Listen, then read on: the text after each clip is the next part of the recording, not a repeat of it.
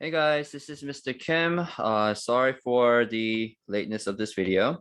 Um, in this video, you will be able to see what I'm doing for the quadratic test review, how to solve these types of questions, what to do with them. And there were 5 questions here in total. Remember that you're required to do 3 tomorrow. So let's just get started right to it. I know that I went over these questions with you, so I'm just going to write them down, the answers. When you're doing this tomorrow, please make sure that you can always take a look at these the greatest common factor first. So I'm just going to call it GCF. You can factor out the 2. That's a terrible x, so I'm just going to erase that. So you can factor out the 2 and say x squared minus 7x plus 12 is equal to 0. Then this portion you have to be able to factor. You're talking about 2 numbers that multiplies to give you the last number, but adds to give you -7 in the middle. So it's x minus 4, x minus 3 equals 0. So then x equals 4, x equals 3. The reason why that is because all you really have to do is you just have to set these 2 things equal to 0. For example, like x minus 4 equal to 0 and x minus 3 equal to 0 and solve it. You add the 4 to the other side, therefore you get x is equal to 4. And then you add the 3 to the other side, you get x equals 3. So these 2 will be your solutions that you should be getting for part B and C as well. Completing a square here, what you're going to do is you're simply going to take the 4 steps. The 4 steps that's required for us to do is simply, I'm not sure if, oh, yes, the voice is recorded. It's simply that you take the a value and you just divide everything away by 2. So here you take the 2x squared minus 7x, I'm sorry, that's minus 14x plus 24 is equal to 0, and then we're going to divide everything by 2. So x squared minus 7x plus 12 is equal to 0. X squared minus 7x is equal to -12. You want to move the c to the other side. That's your first step. So that step number 0, we like to call it, we keep it a is equal to 1. Step number 1 is when you move the c value to the other side. Step number 2, you divide b by 2 and you have to square this, and that's what you will add to both sides. Like we talked about before during class, I'm hoping that you actually have this. You're going to add 7 over 2 and you square that to both sides. Now, yes, this becomes a fraction. It becomes really, really annoying for us to do, but it's just like, if that's the question, we got to do that. So a template, an easy way to remember how you can factor this is that you always start writing x in parentheses and this will be squared. It's always whatever b divided by 2 is. So here it seems like the b value is -7. So I'm just going to write -7 divided by 2. And that's it. And if you decide to FOIL this, once again, you will be able to go back up to the original. Now this equals this, -12. Plus 7 over 2 squared. Now I'm going to take care of this real quick and say 49 over 4 because you square the 7, square the 2, and you get that. So then I need to get a common denominator of a 4 in the denominator here. How do I get the numerator? Well, you can just do 12 times 4, which is -48. I need to be able to have a common denominator so that I can add these 2 things together. So that becomes x minus 7 over 2 squared equals 1 over 4. You can square root both sides like this. And don't forget, x minus 7 over 2 comes with a little plus and minus 1 over 2 here. If you decide to square root the 1, you get a 1. You get to square root the 4, you get a 2. So the square root goes away, and you have a simply 1 over 2 on the other side. Then you add the 7 over 2 to the other side. You get x equals 7 over 2 plus and minus 1 over 2. Now, in this particular case, what you can do is that you have to be able to do 7 over 2 plus 1 over 2. 7 over 2 minus 1 over 2 and get 6 over 2 and get 8 over 2. Now, 8 divided by 2 is a 4. 6 divided by 2 is a 3. Once again, it matches the solution that we have for factoring. We always want to be able to go back to that. So please remember that when you're doing these questions for tomorrow. Solve the equation by using the quadratic formula, -b plus and minus the square root of b squared minus 4ac over 2a. I'm simply just going to use what I know. By the way, if you decide to use this as your A, B, C values, that's great, but that's a lot of work. Easier way to do it is use the simplified version. In other words, you're basically taking the 2 out. You can divide everything away by 2 and you can still use the same function. And believe me, they will give you the same answers anyhow. So I'm just going to use the easier numbers here, which tells me that A is 1, B is -7, C is 12. Plug everything in, negative, negative 7, plus and minus the square root of negative 7 squared minus 4 times a, c over 2 times 1. Negative, negative makes it a positive 7 down here. Equal plus and minus the square root of 49 minus 48 over 2. This becomes 7 plus and minus square root of 1 over 2. 7 plus and minus 1 over 2, because square root of 1 is same thing as saying just regular plain old 1.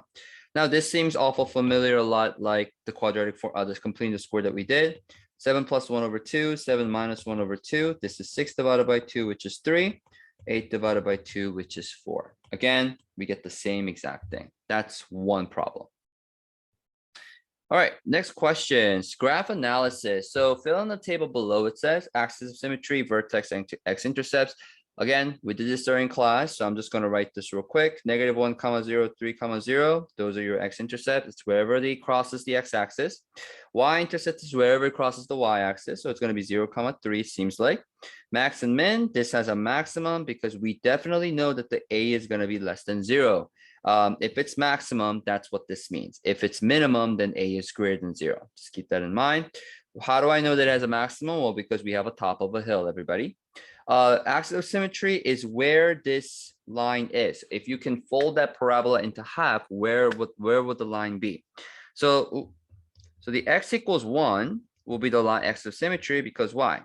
That is the imaginary line that cuts into halfway between the two x-intercepts located here and there. And not only that, it also intercepts with the x coordinate of the vertex. And I'm going to write down the vertex coordinate right here. It's 1, 4. So that is part A. You're just really regurgitating information from the graph. Calculate the value of A. We're using the vertex form, equation, and testing point at 2, 3. So they gave me a testing point 2, 3. Once again, I'm going to go through these really quickly because I did this during class. Y equals 8 times x minus a squared plus k. That's my vertex format. I'm going to plug in the testing point, which is 2, 3, into your y and the x. But the v is your h and k. Let me label this for you. That's h, that's your k, that's your x, that's your y. So if you plug in everything like that into the respective categories of x, y, h, and k, you will get this. 3 equals 8 plus 4 minus 4 on both sides. You get negative 1 is equal to a. So I've solved for a. I am not done yet because I need to write the full equation. So it's y is equal to negative 1, if you want to write that down, times x minus 1 squared plus 4. Your vertex coordinate has to be attached along with your equation. And the only thing that's left as a variable, as letters, is just your x and y. Part C, expand your equation, get into a standard format, please. So negative 1 times x minus 1 times x minus 1 plus 4. That's negative 1 times x squared minus 2x plus 1. Yes, I'm skipping a little steps, but you take your time and FOIL it out. Negative x squared plus 2x minus 1 plus 4. Negative x squared plus 2x plus 3. That's your standard form. And notice how the freebie that they gave you, which we call the y-intercept, also matches the y-intercept from the top as well. Part D, factor. Okay, factor your answer from part D to a factored format. So let's say that I write this down. Okay, I'm going to copy this information. Oh, I can't really copy that. So x squared plus 2x plus 3, I'm going to rewrite this. Now let's say I ask you to factor this. The very first thing I'm going to ask you to do is just take out the negative sign out. Okay, because we are always comfortable factoring when a is a positive one.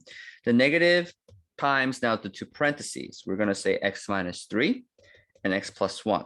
Why do you hit those two numbers? Well, think about two numbers multiplies negative 3 as to give you a negative 2. So therefore, our solutions here will be x minus 3 is equal to 0, x plus 1 is equal to 0, x equals 3, x equals negative 1. Those two will be your x-intercepts, and lo and behold, your x-intercept will be located at negative 1 and positive 3. So you're going backwards. Usually I ask you to just draw the equation, draw the graph from the equation, but you have an equation and you're going back to the, you have the graph and you're going back to the equation. So this will all be the necessary information for you to be able to tell me. Next question, number 3, create an approximate graph, a quadratic function with the x-intercepts at those two locations and a y-intercept there. So now what they do is they are asking you to use a factor format, which looks like this. So I'm going to rewrite this, 8 times x minus x1, which are your two x-intercepts, by the way. So why don't we just straight up plug it in? -5 for the other one, x minus 3 for the other one. Now they say use the y-intercept provided above as x and y, plug it in, and actually solve for a. That's our main concern. So what I want to do is I want to use 0, -7.5. Remember, the first coordinate is always your x, second coordinate is always your y. Plug it in. -7.5 is equal to 8 times 0 plus 5, double negatives here, comes into a positive, times 0 minus 3. -7.5 equals 8 times -15. Divide by -15 on both sides of the equation. I'm going to rewrite this.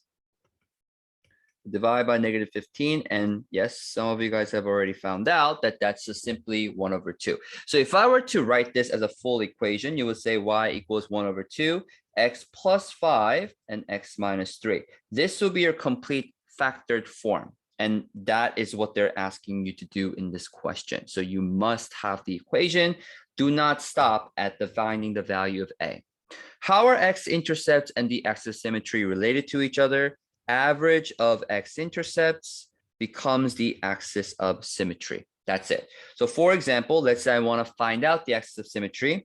The two x-intercept is located at -5 and +3 as indicated at the top here. You're going to add these two and divide by 2. Average means you sum them up, divide by how many there are. So that becomes -1 when you do your math. Find the vertex. Okay, so the vertex, if you remember, the axis of symmetry actually happens to be the same thing as h. In other words, your x coordinate of your vertex. Okay, so if I have the x, how do I find the y? Pretty simple. You're simply going to use this example, use that equation, y equals 1/2 x plus 5, x minus 3, because that's the equation that we're dealing with. They're telling me that my x is -1. Plug it in. 1/2 times 4 times -4. This becomes 1/2 times -16, -8. So my vertex coordinate is going to be at -1, -8.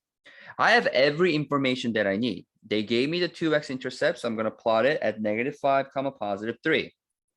They also gave me the y-intercept at -7.5. I'm going to just eyeball it halfway between -7 and -8.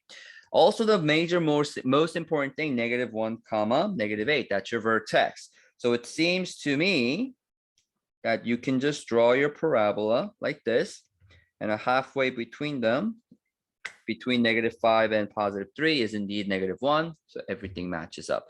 Again, you can just graph this by using your graphing calculator to check your answer. Please remember to do so. Number 4, which key features is revealed by Angela? We also went over this in class, so I'm just going to skip this over. It's x-intercepts if it's in a factored form. Benjamin rewrites the equation by completing the square. When you complete the square, you get something like that. So we're talking about a vertex format. So if you see that, what key features by the Benjamin is revealed? It's the vertex is revealed. Which key features is Carla talking about? Well, f of 0 is a fancy word of saying y-intercept. I believe in the question, I asked you guys to rewrite this, that Carla just evaluates the standard format. What's the freebie that she gets is the y-intercept. All right, so sketch the graph. It says, I have the equation 4x squared plus 8x minus 5. Let's talk about the freebie that Carla is talking about, which is -5. I'm going to plot it right there. So of you guys probably not very comfortable with factoring, but you need to get comfortable with factoring here. You're going to do the AC, -20, two numbers that multiplies -20 adds to give you 8, 12, and oh, I'm sorry, that's my fault. That's not 12. It should be 10, -10, and +2. Well, actually, in this case, it would be +10 and -2 because it needs to add to +8. Yep, I got that right. So 4x squared plus 10x minus 2x minus 5. Separate, divide by the wall. 2x plus 5, -1, 2x plus 5. You get 2x minus 1, 2x plus 5, 1/2, -5/2 are your two x-intercepts right there. Again, all of this you should be able to do. You're just setting that equal to 0 and moving things to the other side. If you need some help with that, here's another example. 2x minus 1 equals 0. Add the 1 to the other side. Divide by 2, you get x equals 1/2. 2x plus 5 equals 0. You're literally setting these two things on the left, setting them equal to 0. Subtract the 5, divide by 2. and you get those two numbers. Now, it would be better if you write this in decimals because you're actually trying to sketch this. So 2 X-intercepts are at -2.5, and this is at 0.5. So I have 3 points, only one more to go, which is what Benjamin found out, called a vertex. 4x squared plus 8x minus 5 is equal to 0. Believe me, if you complete the square, you should be able to get to the vertex format. But that's a lot of work, so we're just going to evaluate what we call the axis of symmetry by using -b/2a. Or you can try to figure out the halfway, just like we did before. There's so many ways in which you can accomplish this right now. So we know that the 2 X-intercept happens at 0.5 and -2.5. Halfway between them, 0.5 plus -2.5 divided by 2. That's the average of the two. That's -2.0 divided by 2. So it seems to me that the axis of symmetry happens right along x equals -1. Okay. Now, if I know my vertex x coordinate is -1, again, how do I find the y value? Take that x value and plug it in. So I'm going to get 4 times -1 squared. That's not a negative sign, by the way. I don't know why that got in front of the 4. Plus 8 times -1 minus 5. So that becomes 4 minus 8 minus 5. -1 comma -9, I believe. So that should be the correct answer right there. Let's see, just double checking my math. Yep, that should be fine. So afterwards, you're just going to sketch all of this together, combine them. It's going to be a very narrow graph because the +4 in front of A, that means that it's vertically stretched. Remember the rubber band, if you stretch it this way, it gets thinner. So, hey, check with your graphing calculator. If it makes sense, you should be able to get the exact same thing. All right, we're now down to our last question. What value of C in order for it to have two solutions? Guys, please write this down if you don't actually know. This is called the discriminant. So for the discriminant, you basically have 3 different types of situations where it could be greater than 0, equal to 0, or less than 0. If it's greater than 0, it has 2 solutions. If it's equal to 0, it has 1 solution. And if it's less than 0, you have 0 solutions for these guys. Okay, so if I have 2 real solutions, what do? I get b squared minus 4ac is greater than 0 because that's situation number 1. Okay, so then all I got to do is take my a value, b value, and c value. C is just regular plain old c, and just plug it in. 7 squared minus 4 times -4 times c is greater than 0. So 49 minus 16c is greater than 0. 49 greater than 16c, because you can just add 16c onto the other side. Divide by 16 on both sides, so you get 49 over 16 is greater than c, or you can write c is less than 49 over 16. So that should be your answer for part A. I know it says what is the value, but we're really talking about what is the range of values. We're talking about the inequality because in order to have 2 solutions, it's going to give you an inequality. However, for this one, this is an equality. This is an equation. You are only asked to find out one solution. Again, I'm going to use my discriminant, set it equal to 0. B squared minus 4ac equal to 0. So we're literally just going to say 49. Oh, that's not plus. It's still going to be minus. So minus 16 c is equal to 0. You do your math. This time it actually becomes 49 over 16 exactly. So c is equal to 49 over 16. When you actually plugged it in into the value of c, you should be able to factor it, and you should only be able to get one solution. Graphically speaking, what does it mean to have a number of solutions to be 2, 1, or 0 solutions, 2 or 2 imaginaries? Well, 2 solutions mean that it crosses the x-intercept twice like this, in one location and the other. 1 real solution, it means that it slightly touches one point on the x-axis, and it only has one solution, only one x-intercept. Having no solutions, hey, quadratics can happen like that too, but it can never cross. It necessarily doesn't have to cross the x-axis all the time. It could look like that. So you never know. You never know what's going to happen. But these are just examples of having 2, 1, or none solutions, no real solutions. The solution is just a fancy word for saying the x-intercept. So please remember that next time. All right, question part D. Assuming that the part B is not equal to 0, does the sign B affect the value of the discriminant? No, because discriminant is b squared minus 4ac. Whether b is negative or positive, if b was greater than 0, which is positive, b squared is still positive. B is less than 0, which is negative. b squared, guess what, guys, is still positive. Because if you think about it, negative 7 squared is still a positive 49 versus 7 squared is still a positive 49. So does the sign of the b matter? Because that's the question. The clear answer is no, because b is being squared. All right, so hopefully this should give you a little bit of a better insight as to what you'll be signing up for tomorrow. Good luck tomorrow, everybody, and have a good night. I'll see you guys tomorrow.